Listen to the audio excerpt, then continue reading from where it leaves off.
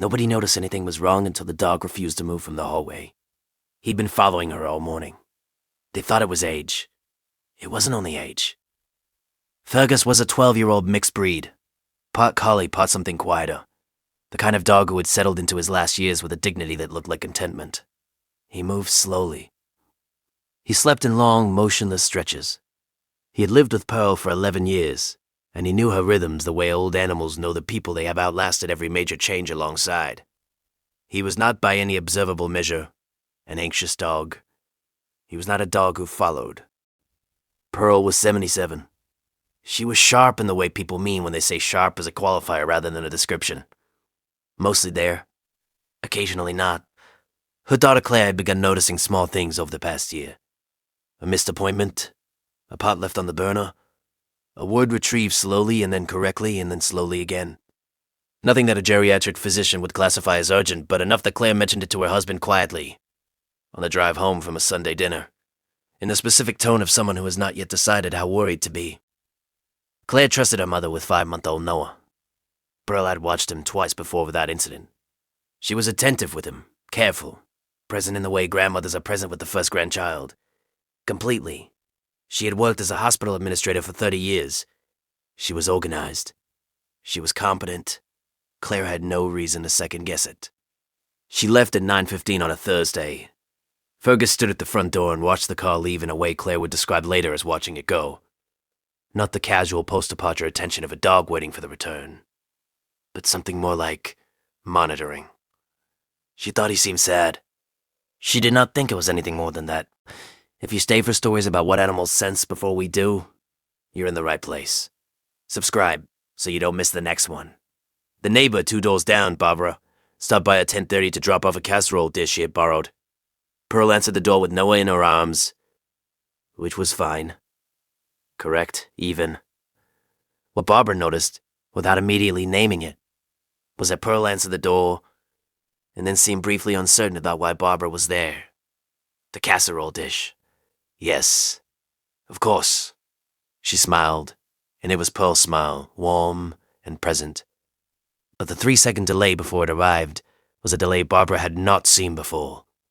Fergus had positioned himself in the hallway between the front door and the interior of the house, and he stayed there after Barbara left. Pearl moved toward the kitchen with Noah. Fergus followed. She moved toward the sitting room. He followed. He did not touch her. He did not make sounds. He simply maintained contact with her position the way a shepherd dog maintains contact with the edge of what it is tending. At 11:40, Pearl put on her coat. Not Noah's coat. Her coat. She had Noah in her arms, and she put on her coat and picked up her car keys from the counter. Fergus walked to the front door and sat down in front of it. Pearl said his name in the tone she used when she meant it. He didn't move. She called him by his name again and put her hand on his collar. He sat. Has your dog ever done something that made no sense until it was the only thing that made sense? Tell us in the comments. These stories deserve to be heard. Claire's phone rang at 11:42. The caller ID said Mom. Pearl's voice was calm. She said, "The dog won't let me out the front door. Can you come and sort him out? I need to get somewhere." Claire asked, "Where do you need to go?" A pause. "I'll know when I get there." Claire was home in 11 minutes. Pearl was sitting in the front hall chair, Noah in her lap. Fergus pressed against her leg. Pearl looked up when Claire came in and said, "There you are," in the voice of someone who had been waiting rather than someone who had been lost. But she was still wearing her coat. Dr. Raymond Choi, geriatric specialist, assessed Pearl the following week.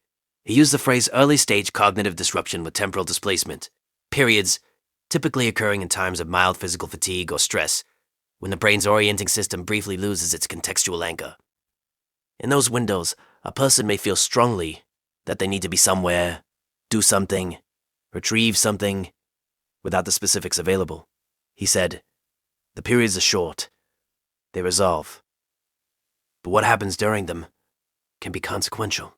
He said, something kept her at the door.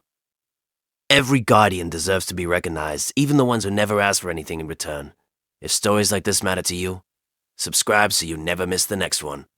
Fergus died the following spring, quietly, in his sleep, on the rug at the foot of Pearl's bed where he had slept for 11 years. He was 13 years old. Pearl no longer babysits alone. Not because she cannot be trusted. She is still mostly there. Mostly herself. But because the family has learned the shape of the windows, and they no longer leave her unaccounted for during them. Fergus filled one window. He filled it by sitting down in front of a door with a quiet stubbornness that looked, to everyone who saw it, like an old dog being difficult. He was not being difficult. He was doing the only thing left available to him. The next story involves a golden retriever who kept waking a sleeping newborn. 3 nights. Every night, his parents were exhausted and furious. Then they checked the furnace.